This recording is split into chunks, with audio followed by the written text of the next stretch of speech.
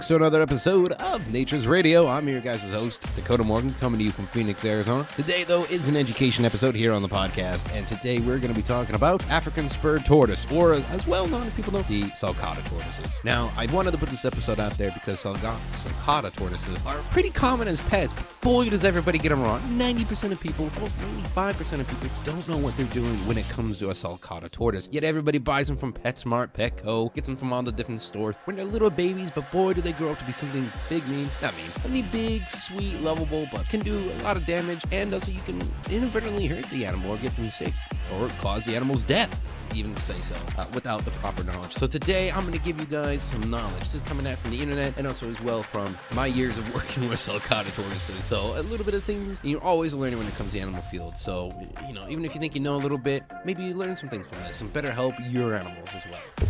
First up is the size. Now, like I said, you get them when you're cute and tiny and such like that too, and you keep them in a tank, which we'll get to in a little bit. But the Sulcata tortoises can start small, but can reach up to 79 to 150 pounds, which makes them pretty large and can be a couple feet in diameter. Take that in consideration too. Now, with that being said, with the let's just say largeness, they are the largest mainland species of tortoise and the third largest in the world. Now, and of course, too, Sulcata tortoises do live for a while, guys. These fuckers live for a minute and a half. So you're taking a look at it here, you're like, I want a Sulcata tortoise. Well, let me tell you folks, Sulcata tortoises live 70 to 80 years, or even more in that fact too. Some have been really clocked in at an older age. So if you're gonna get one, make sure you have it in a damn will, or you are young, to say the least. Now, Sulcata tortoises do need the heat, despite you thinking you can just keep it in your cute little thing in your kitchen. Doesn't fucking work like that, folks. They need heat. They need light. From the sun, natural light, they need the heat and the light. These guys are from Africa,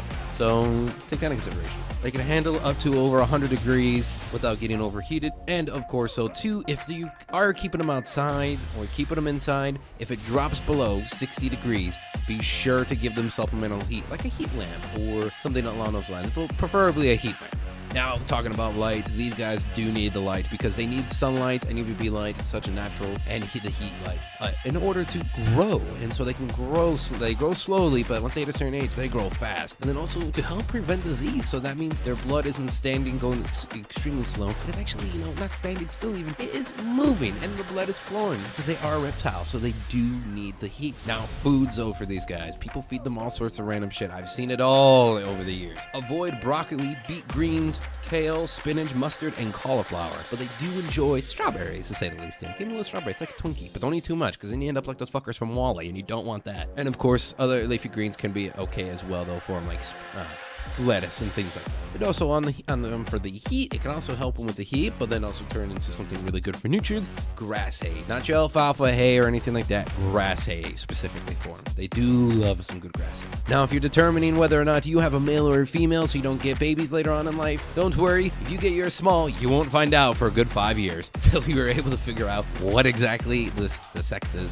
When you hit a certain point on these 5 years, then you can see and older too, you can see the spikes in the front of the shell are more pointed and curved on the bottom part of the shell, and sometimes in the front too, but more or less on the bottom, those little spikes. When those are more pronounced, those are a male than a female. Hopefully you guys learned something from this little education episode on the podcast. If you did, be sure to subscribe to the podcast for interviews, education, more shit like that, and who knows what fun things on Nature's Radio we're gonna do. I've been your guys' host, Dakota Morgan, and if you want to follow us on Twitter, Dakota Morgan3, Twitch, CodaRex97, Instagram at Dakota_Morgan97, and yeah, I think that's about it, folks. Make sure you subscribe to the podcast and share it with your friends who are nature lovers and want some laid back shit. Then go ahead, share it with your friends, folks. We got some fun things planned. So stay tuned for more. And of course, as always, folks, remember, don't be a dick. Just protect nature.